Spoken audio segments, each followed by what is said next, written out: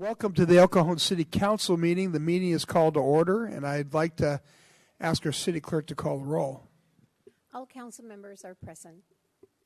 Now, you may notice I have this handheld microphone, and it's not because I'm going to do my Frank Sinatra impression. It's because we're having a technical difficulty, so we're just going to roll with it and see what happens. We're all going to have to share one microphone up here, so bear with us, and we'll do the best we can. Would you all stand with me for the Pledge of Allegiance and then remain standing afterwards for a brief moment of silence?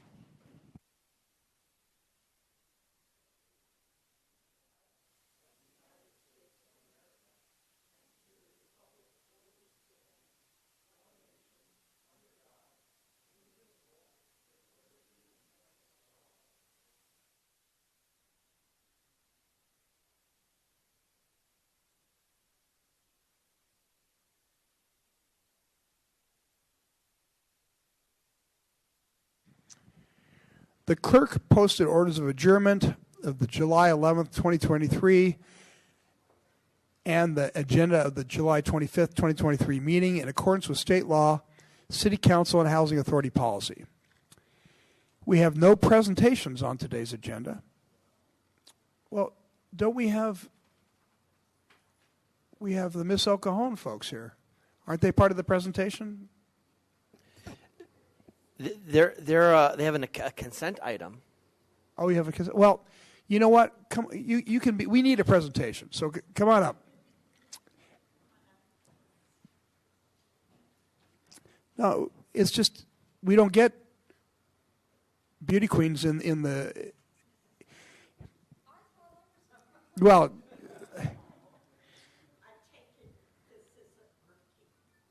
No, we're all going to be. Oh, you need to borrow this microphone too. Oh, that's great.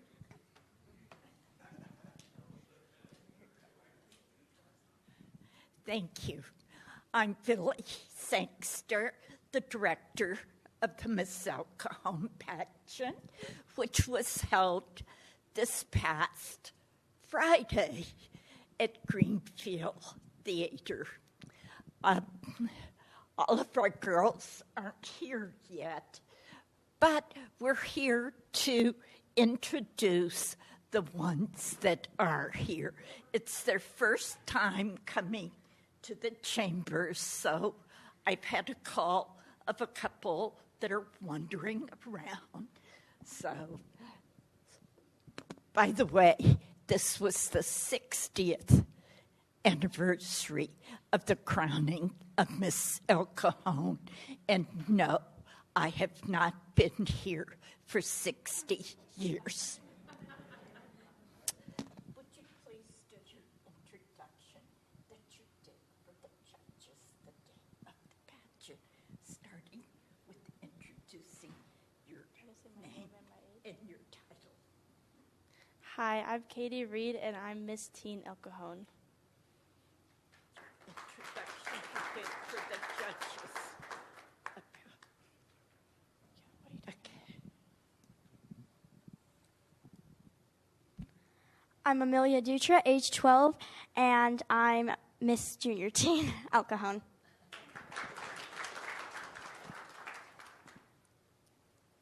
Hi, I'm Andrea. I'm actually Miss Rancho San Diego. I'm 18 years old, and I'm going to be studying at SDSU this fall.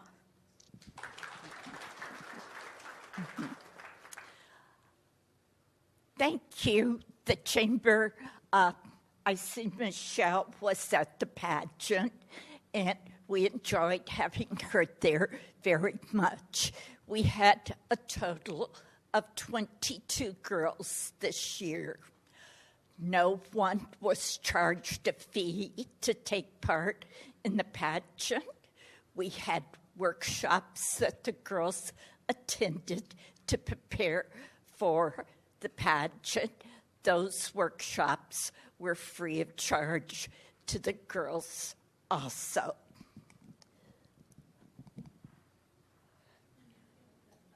Okay, thank you.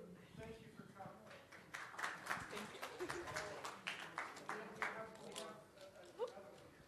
Oh.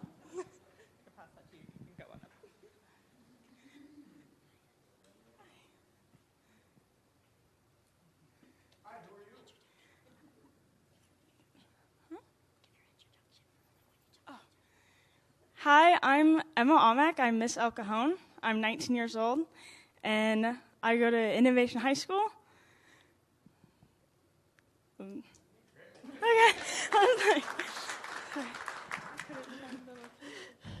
The girls already have an agenda.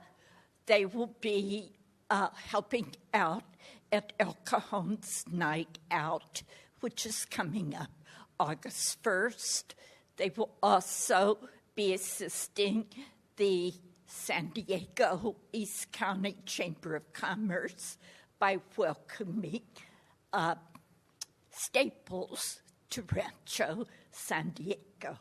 So if anyone would like the girls' assistance at your event, you may reach us at cye@cox.net.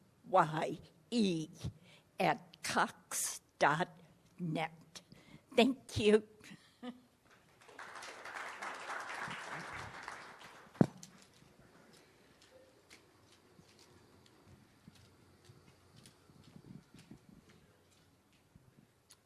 Thanks very much.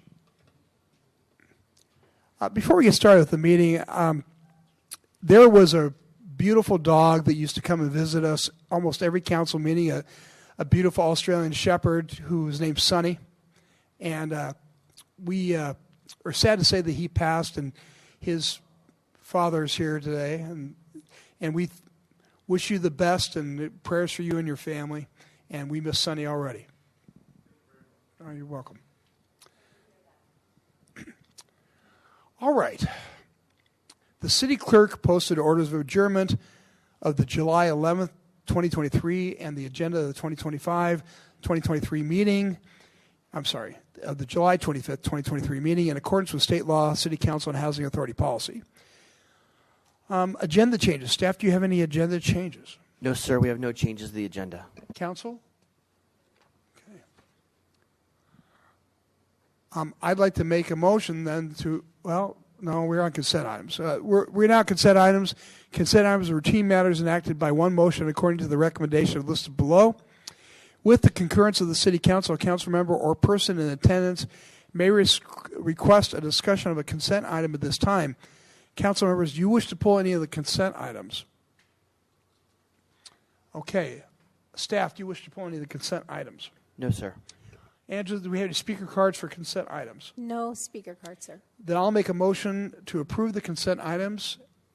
If somebody, all right, Phil Ortiz has seconded. Please vote. Motion carries by unanimous vote.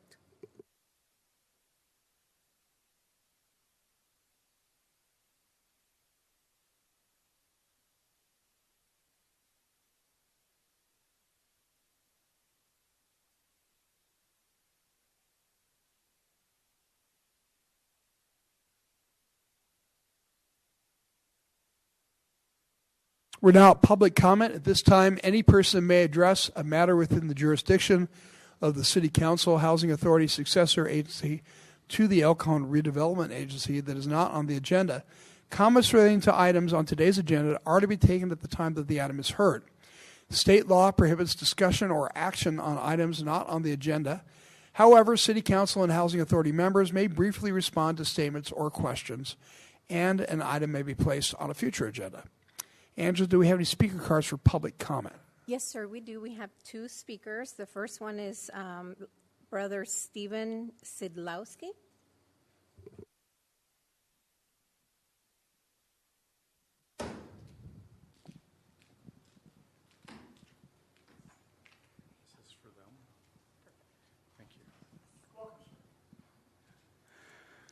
Good afternoon, beloved Mayor, City Council members of El Cajon, staff, and wonderful citizens. I'm lay brother Stephen Gerard, delighted to be back because, well, I was in Arizona doing wonderful pro-life talking, and as you know, that's kind of hot out there. And I was able to get to the San Diego mission this year for the blessing of the animals. So compassion and prayers to you, beloved sir, because we bless God's creatures. I think this is my second time speaking before your city council. I expect to be in the area for about 6 weeks, beloved mayor and city council. I've left you a flyer. I've left you a new possibility called a personhood resolution on the back, and also the legal documents. I would welcome speaking at a future engagement with any of you one-on-one about how cities, because of the Dobbs decision of last year, is moving our country into the new direction of cities, especially with charters, to become personhood cities. So I go around the country speaking about this new possibility, and you yourselves may have the great love for the sanctity of life. As far as I'm concerned, any child peacefully developing in the mother's womb has the right to be born so they can become your future El Cajon pageant princess, so to speak, or maybe one of the ushers to help guide them along the journey of life. Every child peacefully developing in the mother's womb, they're persons just like we're persons today. And we were persons ourselves in our mother's womb. So this is my initial spiel. If I get together with all of you, you're going to get a lot of information. You're going to get a personhood strategic action plan where your churches come together and galvanize and establish an interfaith coalition of covenant churches to help amplify personhood. There are many things we can do that our Constitution of the United States permits us to move in this new direction. So however you feel about the topic of the sanctity of life, everybody should at least listen. And you should know that you have before you somebody who's done tons of research all over the country. I've also did my MBA at Xavier University, my engineering at Purdue University, and I was a student for life at Xavier University. And I have extensive sidewalk counseling speaking. I might be running low on time. So thank you all for your listening ears. And I really look forward to developing and amplifying a future El Cajon personhood city. God bless you all. Thank you, beloved everybody. The last speaker is Evangelina Williams.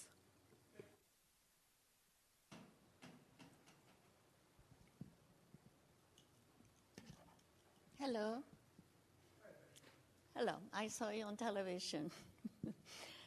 So when I know Brother Steve for probably 8 years. 8? Oh, sorry. I never spoke like this before. Okay. I know Brother Steve for 5, 6 years, something like that. Okay. And he really, we are on the same page about life. And that really connects me with his, my English, okay? But his philosophy, because I had a son who had a cerebral palsy.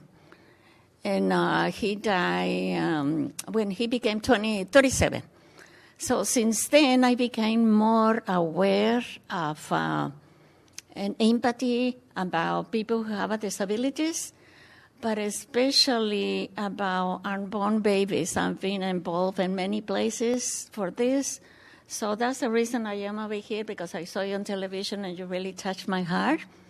I live in Miramesa, I go to Good Shepherd, and I've been in many different rallies for pro-life, but also anything good for this country, okay, and for the whole world. So I don't know what else to say, but thank you for listening to me. And I hope whatever brother is doing, it really goes all over the world, because I really miss my son. It used to be very hard for me to speak about him, but my healing is the time is healing my heart, okay? And he was a very special person in my life, and I learned a lot of things from him. So, thank you very much. God bless you. And Yeah, I'm so sorry for your loss. oh, okay. Thank you very much. Gotta be so hard. Yeah, but I know he's in a good place, especially with this heat. Okay? Okay. God bless you all, and thank you for what you do. Thank you for coming. Thank you. Thank you, Evangelina. You're welcome. Thank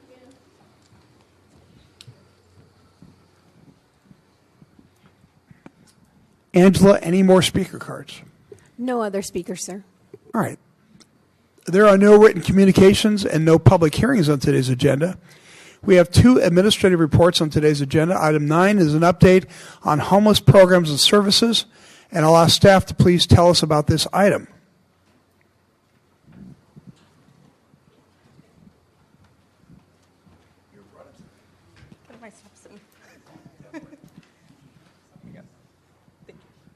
Thank you.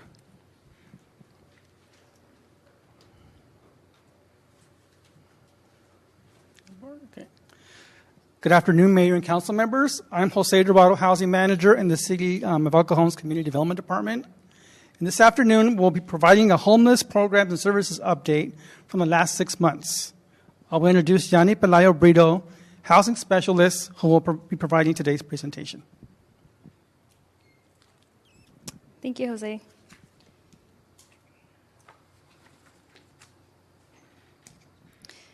Good afternoon, Mayor and Council members. As Jose mentioned, I'm going to be reporting on an update on homeless programs and services that the city's engaged in to address homelessness here in El Cajon.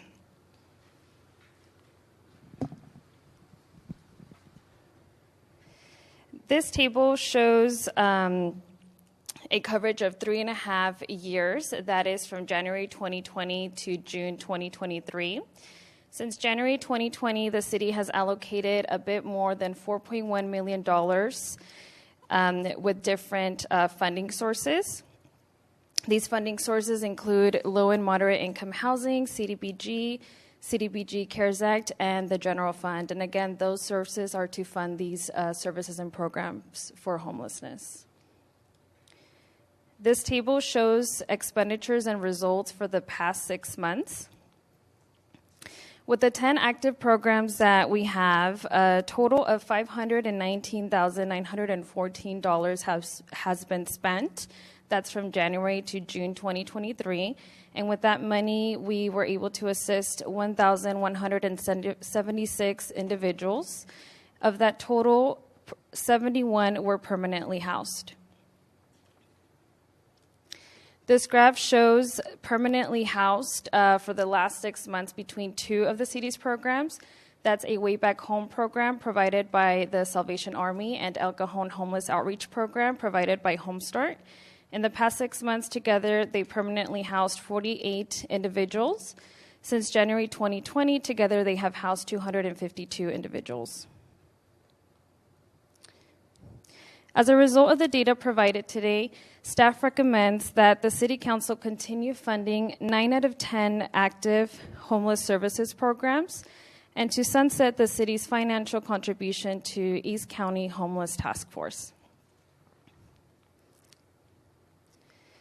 We do want to take a moment and thank all of our current program providers for their hard work and dedication in helping our homeless population here in El Cajon. Thank you. I would like to provide other updates on new funding sources that were received earlier this year. In June of 2023, the Permanent Local Housing Allocation Funding Request was accepted. This provides the city a bit over $2.1 million towards homeless services and admin costs. Currently, there is a posting for a notice of funding availability. This is requesting applications from service providers. These applications are due by August 11th by 5 p.m. Once staff receives applications and reviews them, we will return in the next reporting period with funding recommendations and updates. For the Home ARP funding, which is a Home American Rescue Plan, staff will also work on soliciting proposals from eligible service providers. Again, this is to allocate that funding that was received. Once we do receive those proposals, staff will return to City Council with funding recommendations. And lastly, for the Community Development Block Grant, CDBG, City Council approved $185,000 towards an outreach and homeless services program.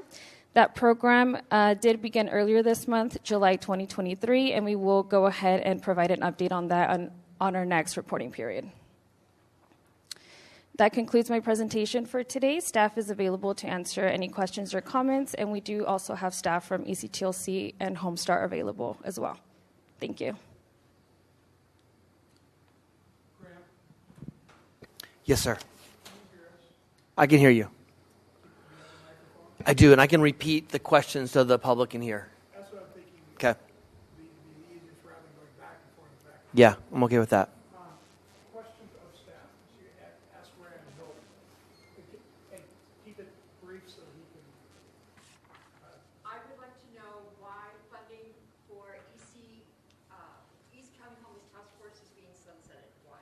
So Ms. Mitchell asked the question, why is staff recommending that, staff is recommending sunsetting the $5,000 to the East County Homeless Task Force?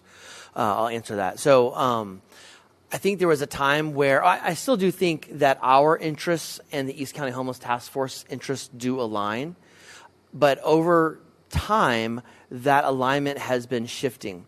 I think when the East County Homeless Task Force was under the auspices of the Chamber of Commerce, one of the things that I thought gave a lot of value to the organization, and it's the reason why I recommended to the City Council that we fund the $5,000, is because we heard lots of different perspectives and voices. There was clearly a business perspective on the task force. There was a homeless advocacy perspective. There was a faith-based perspective. There was a law enforcement perspective. There was a city perspective. I don't hear those perspectives anymore. I don't see law enforcement engaged with the organization very much. I see very few business individuals engaged with the organization. And in some ways, I feel like the task force is working against the cities, and I'm not talking about just El Cajon, but all of the East County cities, instead of assisting us. I'll give a couple examples. One of them has to do with the inundation of motel vouchered individuals that the county has placed in the city of El Cajon. It's a concern when over 50% of those that are participating in the voucher program are being placed in East County, specifically the city of El Cajon. And the East County Homeless Task Force has been very quiet on the matter. And there's opportunities for them to have lobbied on behalf of the city to ensure that burden was spread more evenly throughout the county. They have not done so. I think that would be an appropriate role for them to play.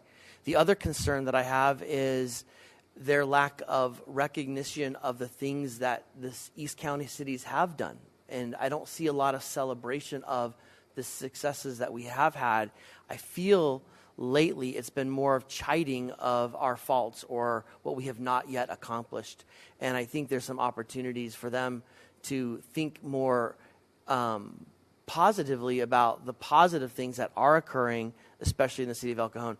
So with that, staff, I think, saw the value of the task force at one point, but as their alignment has shifted and as we're moving forward and we have a lot of good things moving in the right direction, I think it's probably time to reevaluate the value of that $5,000 being spent. And that's just staff's perspective.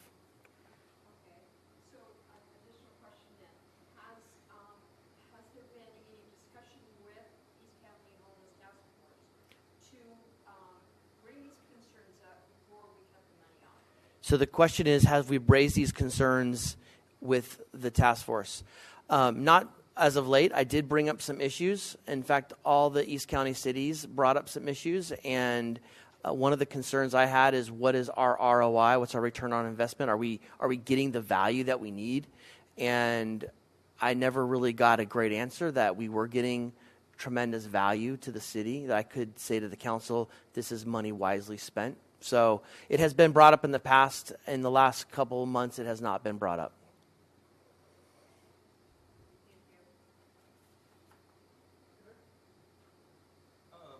Graham, what is the status of the voucher program run by the county? Have there been any problems?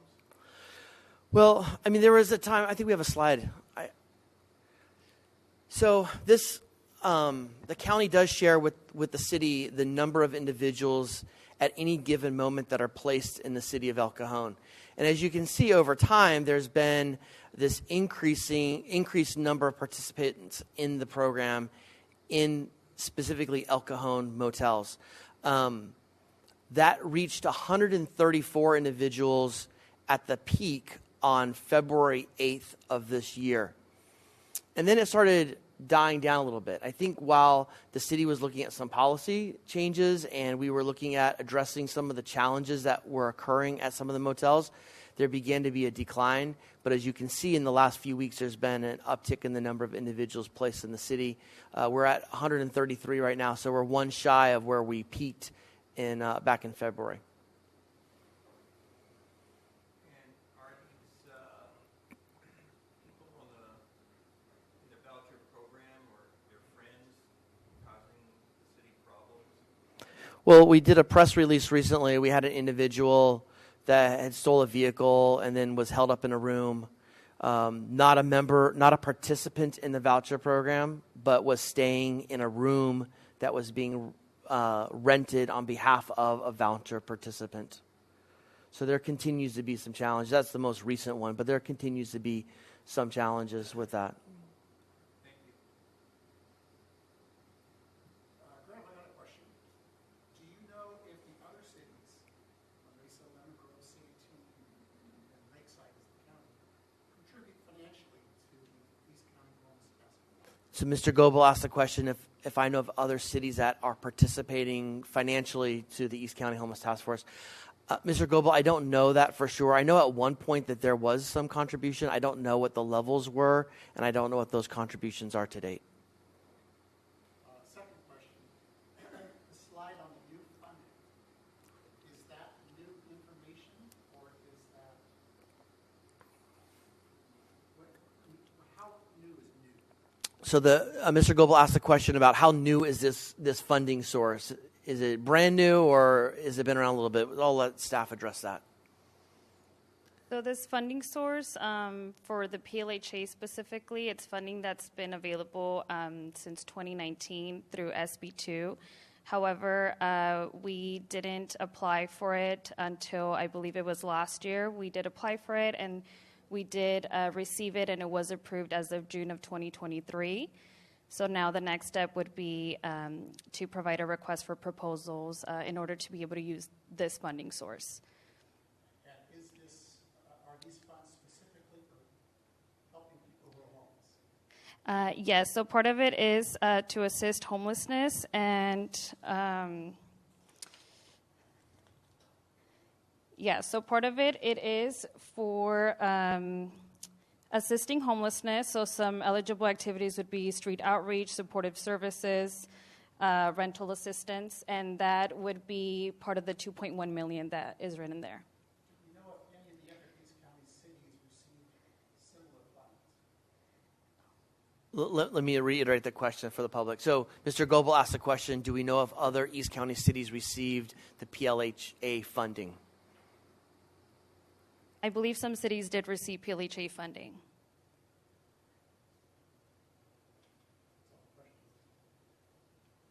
Phil, did you have it?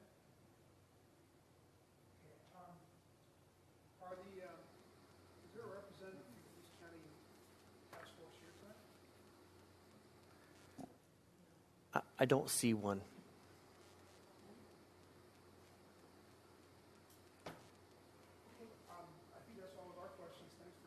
Okay, thank you. Yes, sir, we have one speaker, and that would be Dr. Julie Hayden.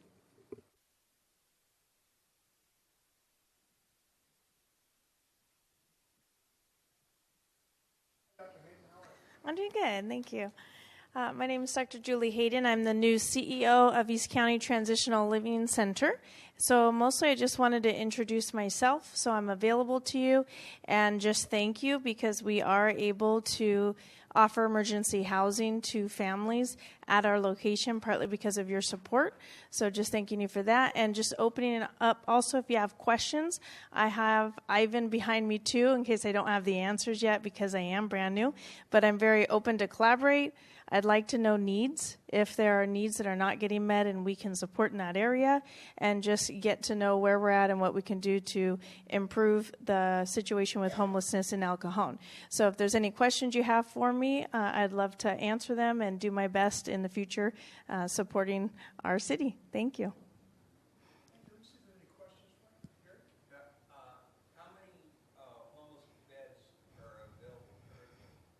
So Can I re-ask that question so the public can hear it? So the question from Mr. Kendrick was, how many beds are currently available? Is that right? you open available or available in general?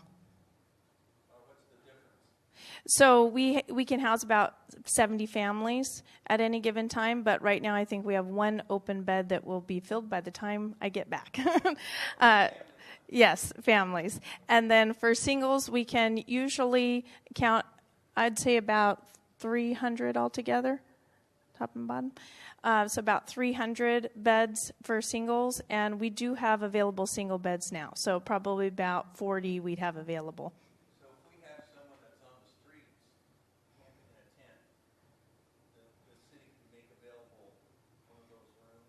Absolutely. Get off the streets? Yep, we're available. Sometimes there's other barriers of why they don't come. We're constantly looking at that, but we're available now for a single male or female pretty much right away.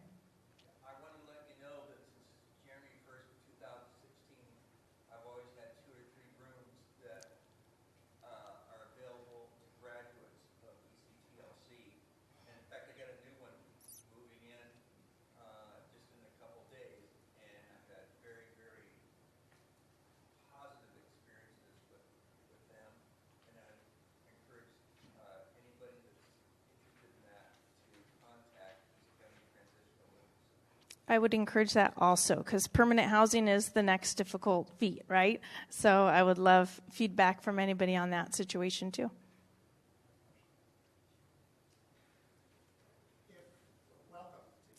Thank you. If you have one available family room, and if we have 2 families in El Cajon that need a place to stay,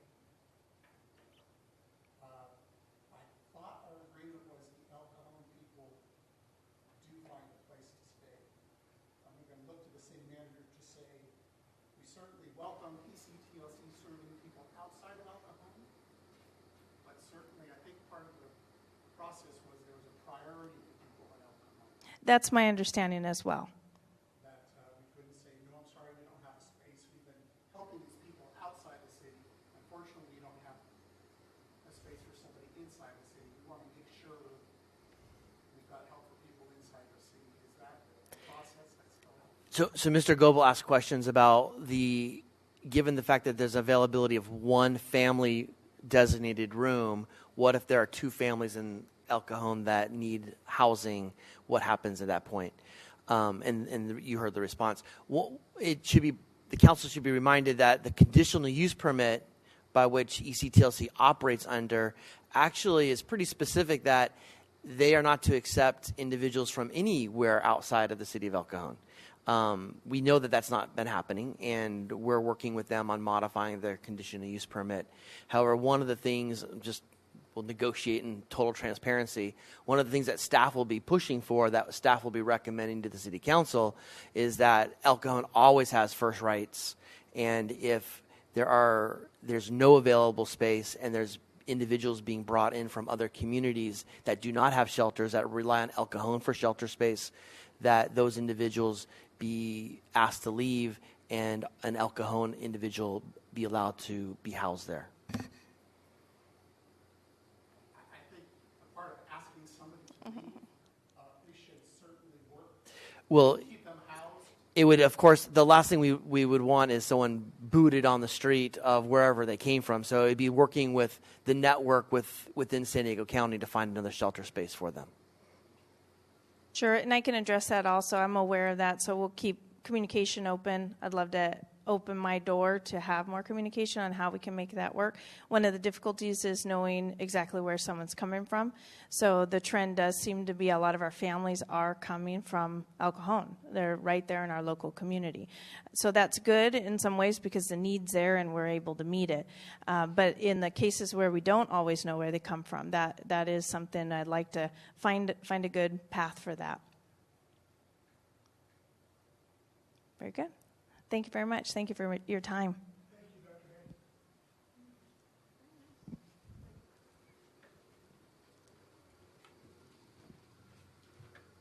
Are there any more speaker cards? No other speakers, sir. Okay, it's back to us, City Council. Is there any further discussion, or would someone like to proceed with the motion? Under discussion, this question is for the city manager.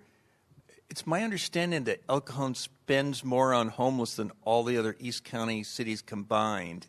Could you tell me about that, please? Well, unfortunately, even El Cajon doesn't have a budget item that says, here is our homeless budget. It's spread throughout. But we did look at our budget, and we looked at other city budgets, and we think on a per capita basis, we do spend more per capita than any other East County city, and probably more than any city in the entire county. I think one of the sensitivities that our public mentioned to us during the town halls is we certainly welcome anybody who needs help into El Cajon, but we're concerned that if they fall out of a program, whether it's Home Start, whether it's ECTLC, whether it's a Way Back Home, whether it's Crisis House, that El Cajon doesn't continue to have to provide support on the street for their services. That's saying we're welcoming to people to get help, but if you fall out of the program, you have to go back to where you came from. We just can't absorb an increase of people living on the street because they fall out of a program. So we're really looking to our partners in these other cities to make their own shelters. I've heard they've received funding for this, so I'm hoping that they provide some shelter solutions. I'm aware that other cities are using ECTLC and are using Home Start and Meridian and for their Boise compliance. They're essentially saying we have shelter space in El Cajon, and that allows us to do enforcement on the streets of their particular city. And I think I'd like to see them take responsibility to provide their own shelter rather than, I think the people of El Cajon would say, find shelter within your community rather than depend on El Cajon to be your housing for your enforcement. As far as the East County Homeless Task Force, they have done good things. They had a forum in April with Assemblymember Ward at Grossmont College. Unfortunately, their June task force letter said they appreciate the things done in Oceanside and Vista, but were disappointed that the East County cities hadn't done anything. That was very disheartening to me after seeing millions spent, and we have probably 3 different kinds of shelters, to not get that kind of advocacy from the East County Homeless Task Force. We are not withdrawing our support from the East County Homeless Task Force. We're participating, we're continuing to be part of the solution, but if the taxpayers of El Cajon are saying, what are we getting for that when we're not being acknowledged for our efforts, I think people have a good sense to question that use of money. Yeah, I would first agree with staff's recommendations, all of them, and I want to thank Home Start and ECTLC.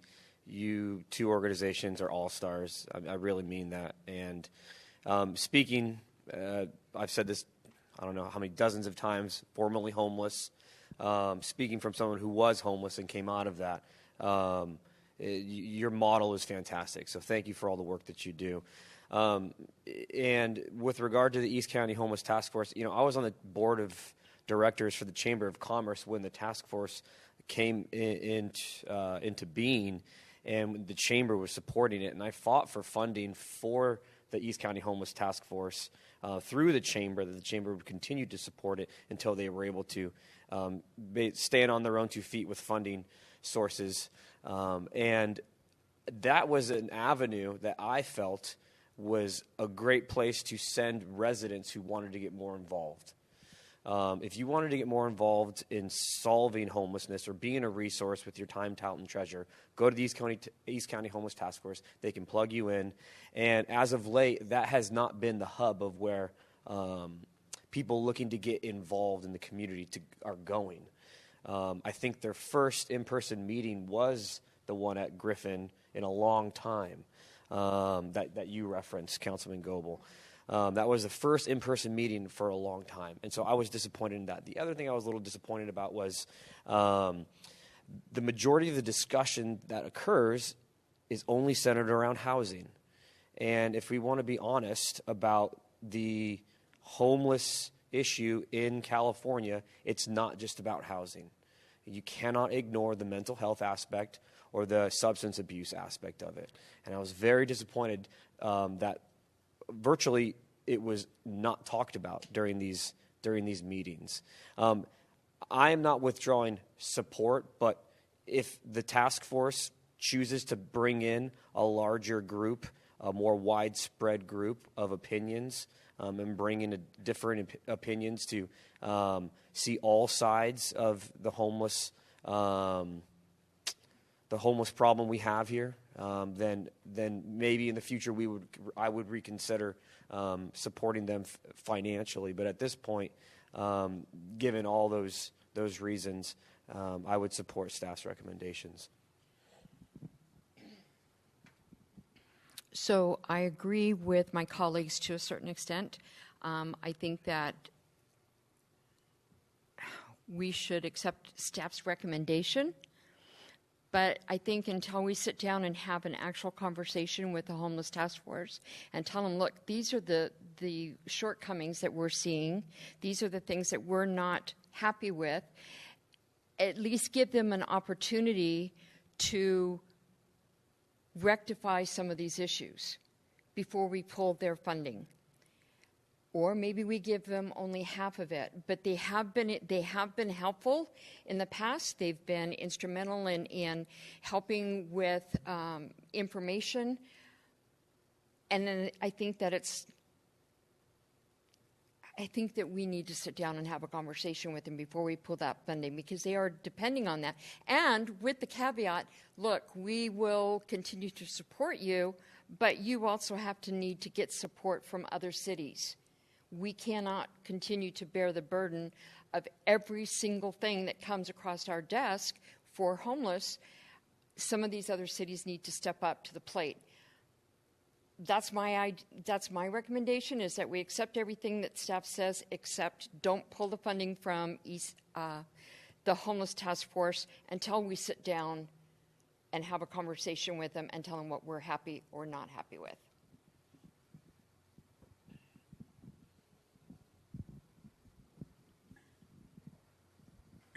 This is actually working out pretty well.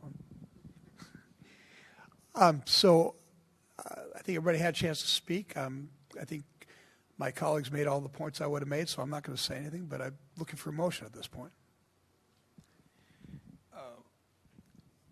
I'll move to accept the staff recommendations.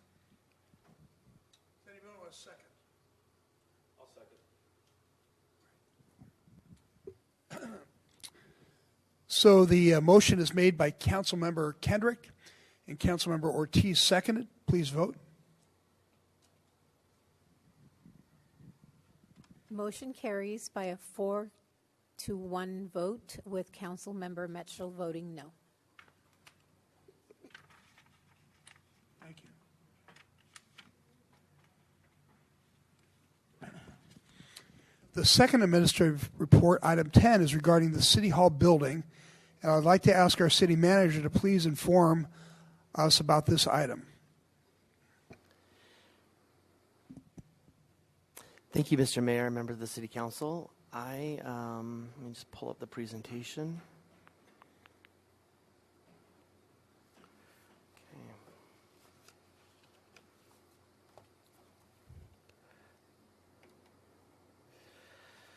Every physical structure has a lifespan. There's a life expectancy to everything that we build. The purpose of this agenda item is to begin just the thinking process about what the future of City Hall is, and to think strategically about this process. City Hall is turning 50 soon. And it was dedicated in 1976, so its 50th birthday is coming up soon.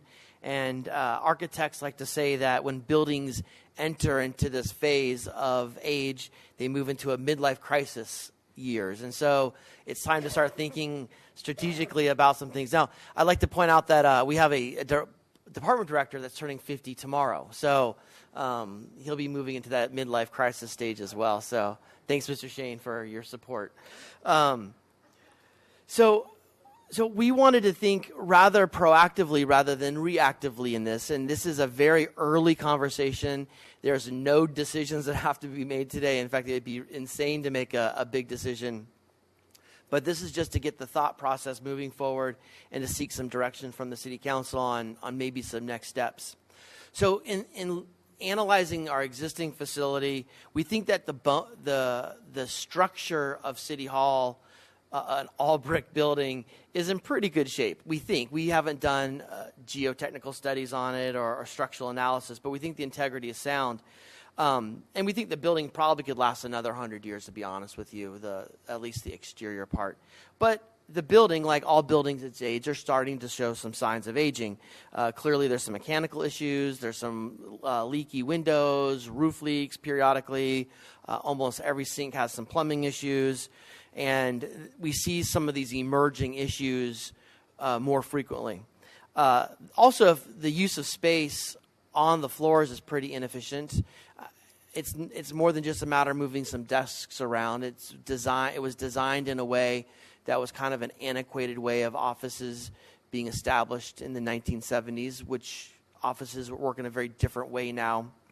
So there's some efficiency issues.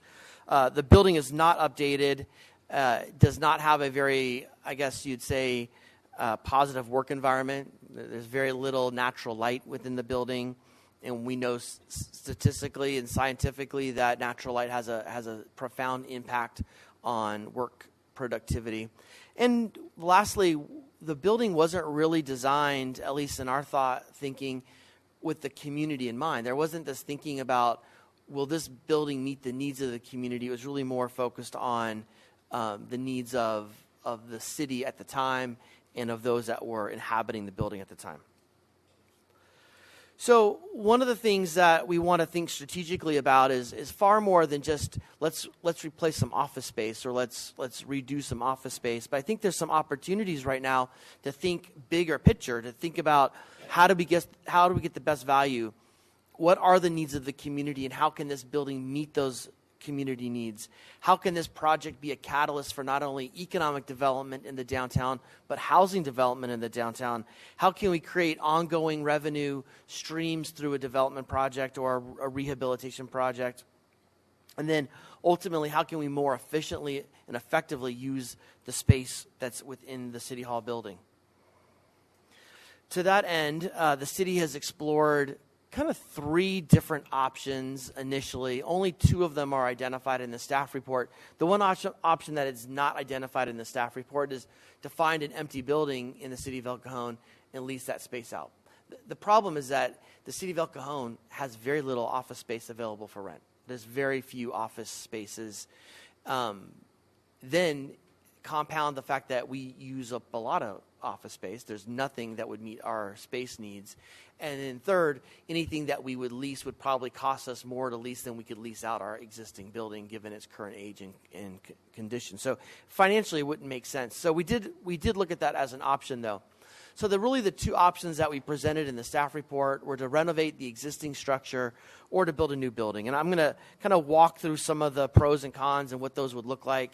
I'm going to spend a little bit more time talking about the renovation option only because it's something we actually have a physical building that we can look at and explore, where a new option, I wouldn't want to presuppose the city council's thought process and start designing a building on our own. But I want to start out by sharing, this is just sort of an aerial view of the area that we're talking about, and I'm going to make some references back to this space over the presentation. This graphic actually shows who owns what in this area. The areas that are not in any color are privately owned, but the areas that are highlighted in red are owned by the city. The county owns the area in blue, that parking structure in the parking lot just to the opposite side of us, and then the state of California owns the county courthouse. These are sort of the areas I think that we're really talking about, that we're trying to focus on, either how to best utilize the space, and especially when we talk about the financing aspects. The first area is the large commercial or the large parking lot along Magnolia on the west side of the police station. There are some underlying covenants related to that parking lot. When the city purchased it from the redevelopment agency, it is required to be maintained as a parking lot in perpetuity. Doesn't mean it can be developed. It can be developed, but the city would have to replace that public parking some means.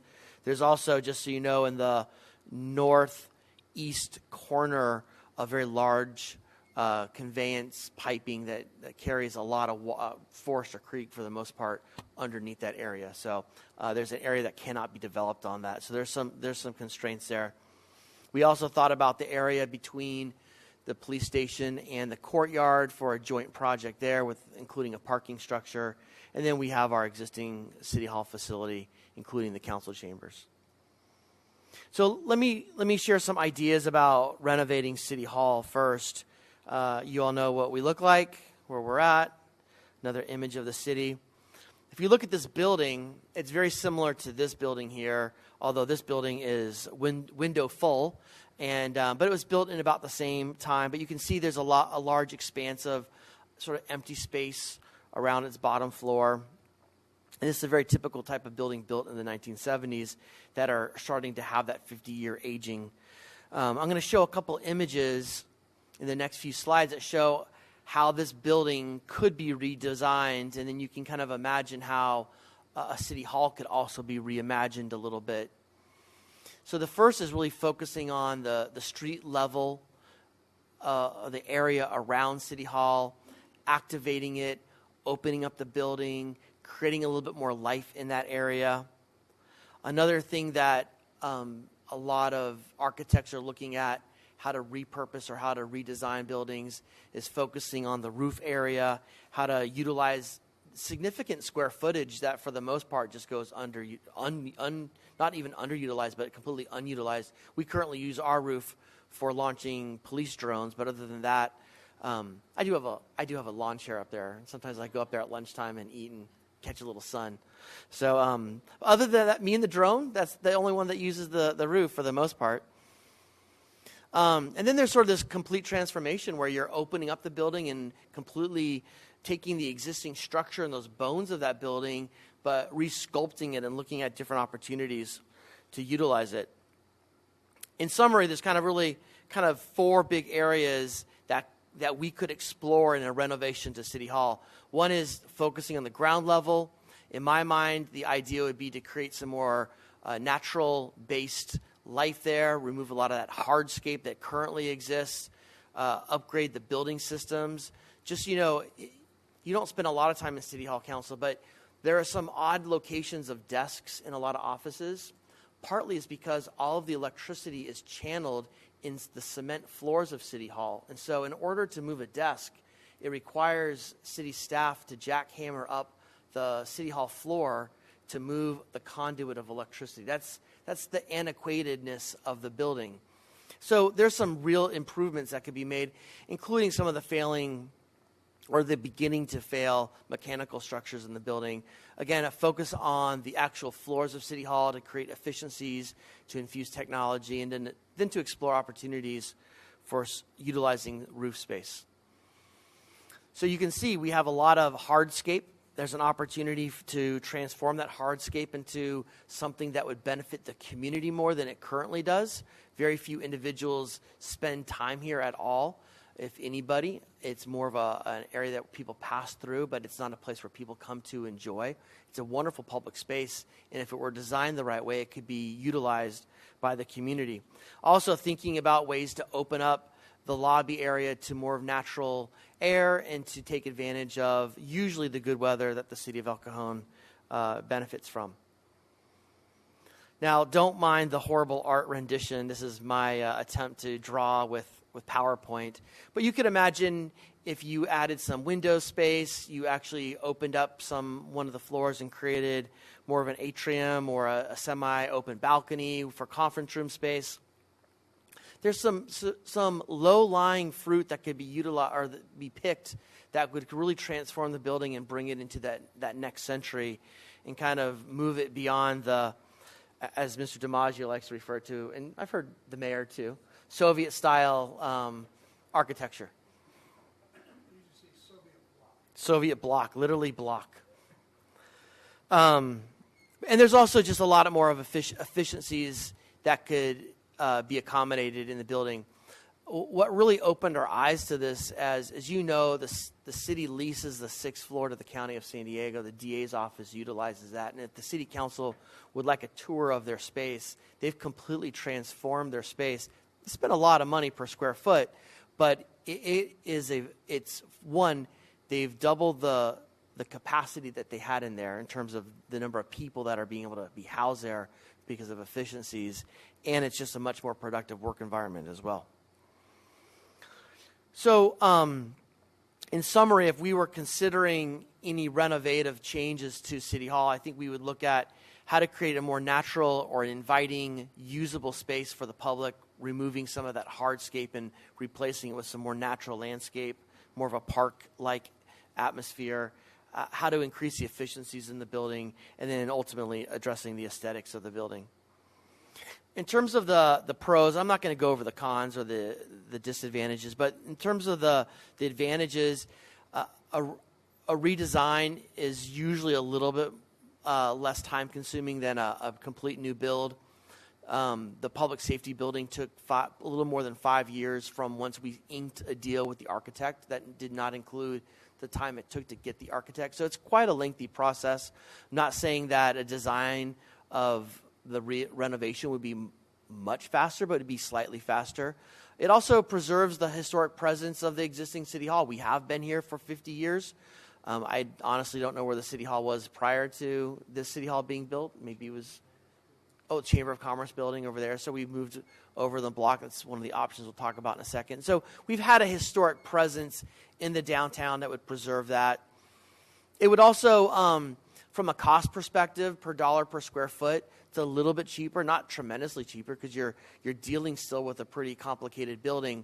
But I think the one area that is an advantage, if we were to build a new City Hall, we would then have the opportunity to lease out that building and create revenue off of it, but we would still have to do all the mechanical upgrades that the building currently needs. And so there would be almost this duplicative of cost. So there's some cost considerations there. And then lastly, it would reserve the land where a future City Hall could go, and we could utilize that for development purposes, which could help finance the new City Hall or the renovated City Hall.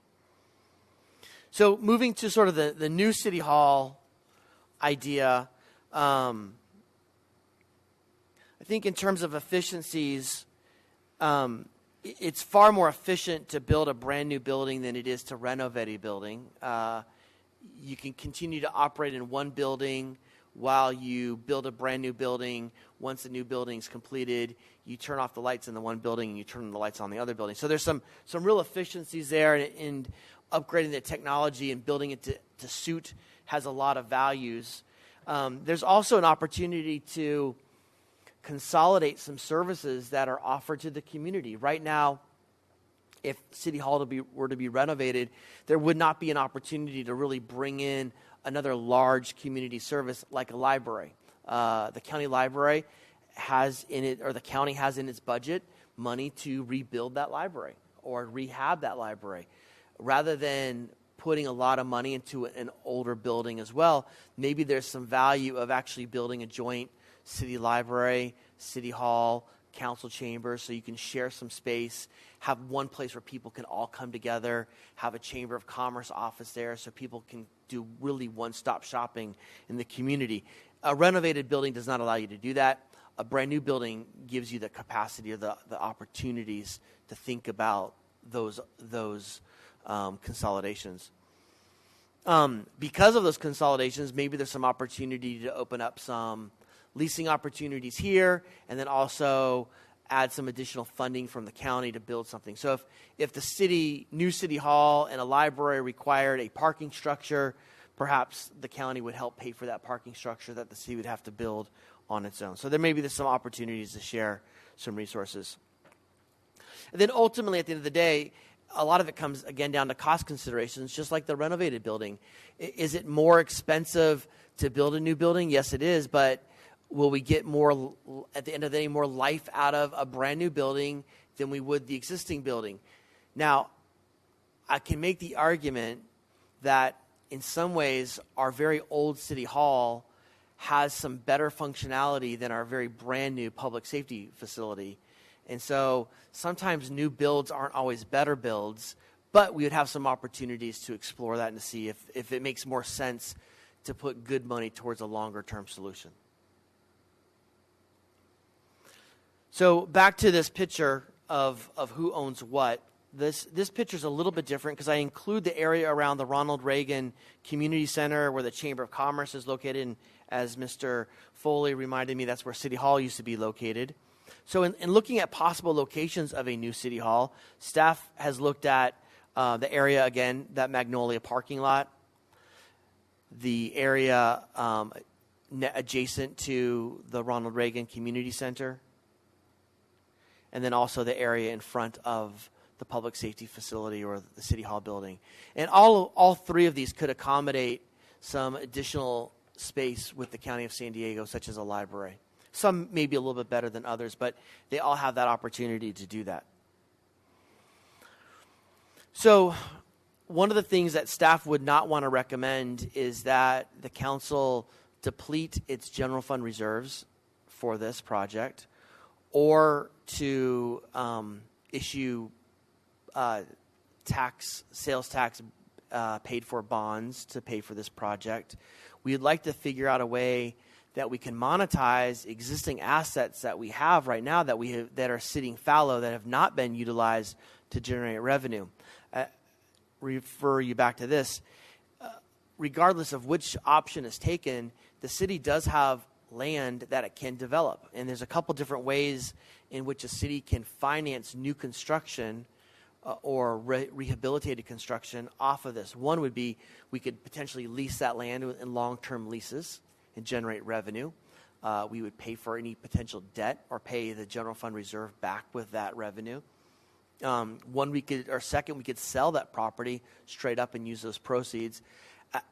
I would always recommend if we can hold on to land as long as we can, that's probably a better solution than to sell land, but that's always an option. The third option is entering into a public-private partnership that other cities have done. I'll give you the example of the city of Long Beach, along with the Port of Long Beach and the state of California, the courthouse there. They had a lot of land right in the downtown area, and the three entities came together and they marketed their properties to developers and said, we will give you this land to develop. You can build up to this amount of density. You don't have to pay us a dime. In 50 years, that property will then revert back to us, by the way. But in the meantime, you can make as much money off of that as you want. And by the way, you're going to build us a brand new city hall, a brand new courthouse, and a brand new Port of Long Beach headquarters. And so in exchange for the quote-unquote free land, those three entities got new buildings. And so that was the way that they worked it. There's a lot of different ways to work these P3 agreements out, but it's something I think that's worth exploring. One of the things that has to happen prior to any conversation with any developer about any kind of use of city land is the state of California requires the city to offer that land up to affordable housing developers. And there's a process called the California Surplus Land Act, and we've actually engaged with a consultant, Cosmont and Associates, and they are due to present something to the city council at the next meeting that gets that ball rolling and has some considerations, and will walk us through the process of how we'll engage with the state of California to allow us to do some of the things that we want to do, but also meet the requirements of the SLA. And then once we've cleared that hurdle, staff could present to the city council this concept of a request for interest, which would then lead into a request for proposal that would go out to the development community and identify which tool would work best for the city. Those are all possibilities. It would be nice, helpful at some point before we go too far with the development community to have a sense of where the council may want to go, or maybe where the community wants to go. But all of these things can happen without having a definitive decision made at this time. So at this time, one of the things that I'll reiterate, this is very early in the process. No decision is being asked of the city council. We recognize that there's a need for a lot of discussion at this group, at this setting, a lot of community engagement that needs to occur still. This is a multiple year project to even get to the point where we can launch into something. But in the meantime, we thought it's better to start on this project sooner than later. We wouldn't want to get to the point where state law changes when it comes to SLA requirements. We wouldn't want to get to the position where we have an emergency with City Hall and now we're forced to be reactive than proactive with the building. So I think right now we're trying to understand what your thoughts are in terms of overall objectives. What are your thoughts on the two options that were presented today? And is there any additional information that you would like from staff? We can come back, and if you have a preference, then we can start at least focusing our energy on one of those preferences, or we can split our time between those. So with that, staff's here to entertain any questions, and we'd love to get your feedback. Thank you, Graham. I'll pass it on down, okay? Graham, does the current City Hall meet earthquake and health and safety codes?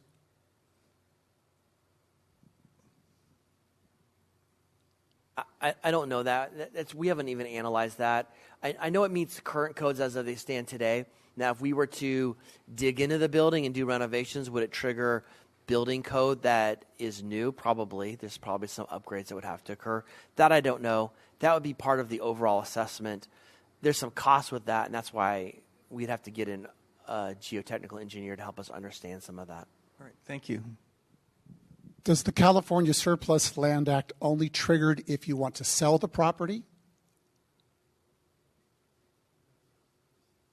Yeah, I think it's any utilization of, so long-term lease, sale, because it all accomplishes the same thing in the state's mind. And so if they require affordable housing people to have first shot at it, is there a percentage that needs to be affordable housing and the rest can be something else? Yes. State law requires when a piece of land is available, you have to market it to the affordable housing community first. But you can dictate some parameters, and there's some certain levels of affordability that you can dictate with that. And many times the market just doesn't pencil for those types of projects. And so then they can just clear that hurdle and then move on to the next step. But there is a process, and the city does have some discretion over the rate of affordability. My question is regarding what do we do? So let's say we do move to another location to build a new city hall complex, but we still have the current building and it's deteriorating rapidly. We still have that problem with that building that's deteriorating. So how do you rectify building a new one and we still have this old building that needs renovation? So what do we do with the old building? So if you look at, we've run some basic numbers because we looked at what if we were to consolidate the 5th floor of City Hall and lease it out to the county, and how much revenue that would generate. What improvements could we make to the rest of City Hall? We could make some pretty significant renovations to the lobby, for example. So I think we would just be trading out rent for upgrades. So it wouldn't net revenue, but it probably wouldn't lose revenue. But any proceeds that would be gained from the lease would be pumped back into the building to bring it, to keep it up to standard. To keep it up to date and kind of step by step, floor by floor, renovate as you go. Yeah, and probably, we'd probably have, frankly, if you were cash strapped, what you'd probably do is go out and get some public placement financing and secure it with the lease of, let's say the county were to lease it. You could secure that loan with the lease money, and so you would have that money all up front. Since we have substantial money in our general fund reserve, it'd be cheaper just to use the general fund reserve to do that work up front and then pay ourselves back with that money. Okay. So the public-private partnership that you referenced with regard to Long Beach, I'm assuming those opportunities are out there for other locations like our property, Ronald Reagan Center, Chamber of Commerce building, the fire department, and then the county library. Would those opportunities still exist outside of that being the location for the city hall? So let's say we chose to rehab this building. Would the opportunity for that still be at our property? Yeah, I would recommend that if the option were to either build city hall or to renovate, that we would use those properties, the assets that can be monetized as a way to finance either of those options. Right. Okay. And the beautiful thing is that then it becomes this catalyst project in the downtown, right? And so now we're sitting on this land that could be utilized to spur more development, and we could be the ones that show the way forward on what development is expected. Just like the courtyard, right? I mean, that was city property. We sold it to Marriott, and we showed them the vision, the rest of the downtown, of what downtown could look like, and I think it does a great job. Yeah. It hasn't accomplished, I think, what we had hoped it had, because we haven't seen huge investment after the fact, but maybe we're the next project that can help make that happen. Yeah, I think it's fitting that we're in a 50-year-old building, and like you stated, and we're talking about renovating, the reasons why, and the one time our microphones go out is when we're being presented of we got to rehab our buildings. So it's very fitting that the microphones decided to go out. Nothing happens by accident, council member. So I promise I would never manipulate the council that way. Well, yeah, those are all the questions I have now. I'll save comments for later. I just had a comment.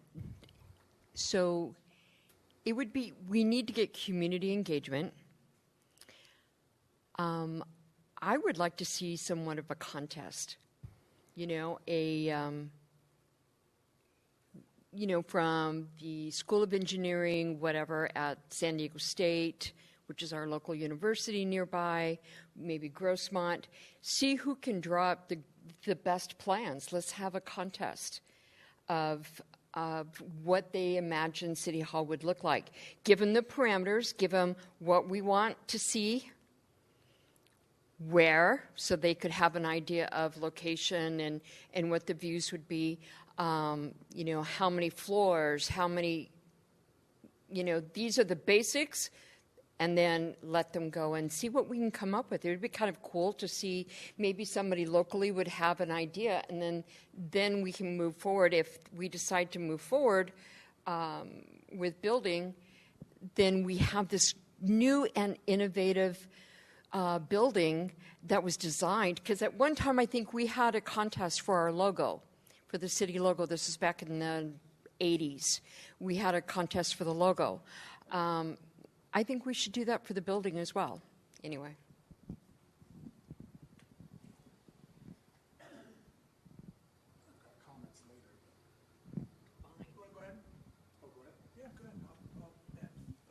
My comments are, I think the public would say, if you've got good bones over there, use it. I think of the Port of San Diego building.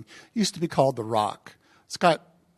It had no windows or anything, and they made it work, and it's still there, and it's doing fine. I think the public would say, hey, if you've got good bones in a building and that's the most affordable option, good way to go. You can put some windows and stuff. The value of today's real estate is going up because we're kind of built out. The very room that we sit in could go up, and we could put what I call workforce housing, not necessarily low-income housing, not necessarily market rate housing, but what we call workforce housing, which is often 80 to 120% of AMI. So we've still got 4 or 5 stories above us that we could use for housing from a developer that could pay for the things that we want to do to the place next door. That's my thought. I love the idea of a public-private partnership. I mean, we have a lot of buildings. I know the fire station over by the Chamber of Commerce, that needs to be rehabbed. I've seen their, in the basement, their call center. I mean, it looks like you're walking into a cave. I know they need, that building needs to be rehabbed, and we could do so much with that block, maybe partnering with the county. And I would say I think we need more information on both options to make an informed decision. So, how bad is this building? And if we were to rehab it, how long would it last us? And what's the cost in that? And then I like Michelle's idea. Let's enlist the bright minds of our colleges in the area and make it a contest and pit the colleges against each other. And then let's explore the private-public partnership with the other location, whether that be for building a new city hall at that location or just redoing that whole area, housing, library. But it's hard to make a decision and weigh one way or the other without having some hard numbers to go off of. And I think dedicating the staff time is worth it because it's a big decision. And so I think the more methodical we are and the more information we have, I think is the best. Neither of them are bad options. And I think it's appropriate because we have buildings that are falling in disrepair. And I think the longer we wait, the more expensive it's going to get. So I think action is needed. But I think I would be more comfortable making a decision or moving in a certain direction with more information with regard to price and viability and duration of how long these buildings will last. To that point, Mr. Ortiz, staff would not be ready to make a recommendation, at least for maybe 2 years, unless the council said, go really hard on this project, right? So, I mean, there's a lot that has to be done. But the intent, like I said earlier, was just to get the ball rolling, and getting any of your initial thoughts is helpful. I've already gathered a lot of notes. I know I haven't heard from everybody yet. That will be helpful in our analysis. So, thanks for the presentation. I'm glad that we're moving in this direction, or at least discussing what our options are. I've thought that we needed to do this for quite a while. You know, I go to Skyline Church, and we've recently built a beautiful new church there. Mm-hmm. But for many, many years, we couldn't seem to figure out the money, couldn't get through the regulations. There's just one problem after another. And then at about 8 years in, the sheriff's department decided they wanted to have a substation there. And they wanted to buy a bunch of our property and build a substation. All of a sudden, we had all this cash that then opened up all kinds of doors, and just so happened that the cost of building went down right about that time, and interest rates were down, and everything kind of coalesced together and gave us the opportunity to build. I'm with Phil. I think we need some realistic numbers, maybe not hard numbers, but, you know, some idea of what option A looks like versus option B. I tell you, I'm usually so careful with money, and I'm usually the one to try to fix the old thing. But with this building, I'm curious about creative options. I see the graphic you showed us showed so many different properties that we have control over. Not to mention, you know, this building here and the building that we may be abandoning. I'd like to see some real thought put in the creative ways that we could find other people to help pay for this project in ways that didn't really set the city back in a bad position.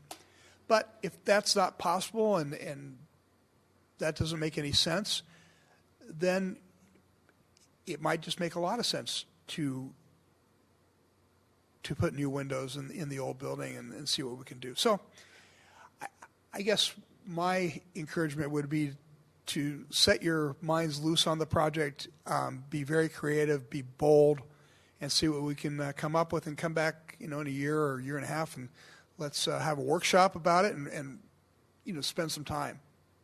Oh, I like that. One of the things that we've had a conversation. Vince and I actually spent some significant amount of time talking with the county, with the state of California, about how to redevelop this whole area together. The reality is, what we could develop in the red area is just a fraction of what could occur if we were to combine our properties and do an overall development, including building a new courthouse.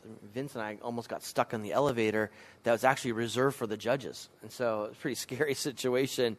And half the building's abandoned already.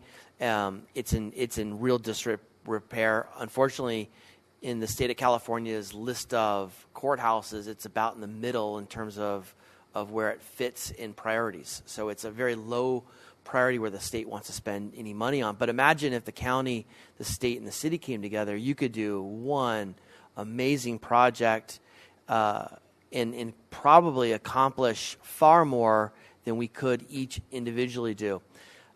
I've engaged with county staff at multiple levels within the organization.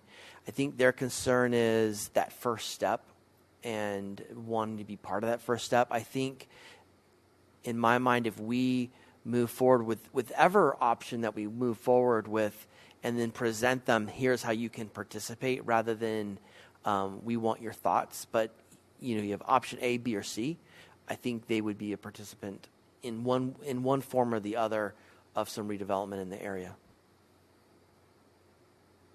Okay, so do you need more direction? I think that was really helpful. That's exactly what we needed, and we will, over time, run with some of these big thoughts. As I said, we will be bringing back the California Surplus Land Act item at your next council meeting, just because the timing of that is right to clear that hurdle. And then it opens up some doors of how we explore the other parcels to consider. Let me make sure that there's no speaker cards on this item. No speaker, sir.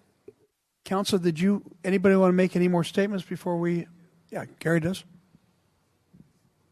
I really like Councilman Goebel's suggestion about putting residential above this building. I think that's a good source of income and wouldn't inhibit council meetings if we either had to build it on top like they did with the Fox Theater, or build it around and then up, or build new council chambers. But I think that was a really good idea. Yeah, I agree. That's one of the creative kind of solutions that we're looking at. So I have faith in our staff that are going to come back with something really interesting. All right, item 11 is my activities report. It is as reported. Now I'm asking for activities reports for Deputy Mayor Steve Goebel. As reported. Councilmember Gary Kendrick. As reported. Councilmember Michelle Mitchell. As reported. And Councilmember Phil Ortiz. As reported. There are no joint councilmember reports today, no general information items, and no first readings of ordinances on today's agenda. We have a second reading of an adoption of ordinance on today's agenda. Item 16 is regarding military equipment use. And I'll ask our city clerk to read the title. But first, Angela, are there any speaker cards for this item? We have no speaker cards, sir. Would you then please recite the title? An ordinance reviewing and approving Ordinance 5119 to renew restrictions relating to purchase of military equipment, supplies, or other property for law enforcement use. Approving the El Cajon Police Department's annual military equipment report for 2023, and approving Policy 706, Military Equipment Use, 2023 edition. All right. I make a motion to accept the ordinance. Second. Who's seconding? Phil Ortiz? Seconded by Phil Ortiz. Please vote. Motion carries by unanimous vote. There are no closed sessions on today's agenda, and this brings us to the adjournment. The adjourned regular joint meeting of the El Cajon City Council, El Cajon Housing Authority, successor agency to the El Cajon Redevelopment Agency, held this 25th day of July 2023, is adjourned till Tuesday, August 8th, 2023 at 3 o'clock p.m. Thank you all much. Have a great weekend.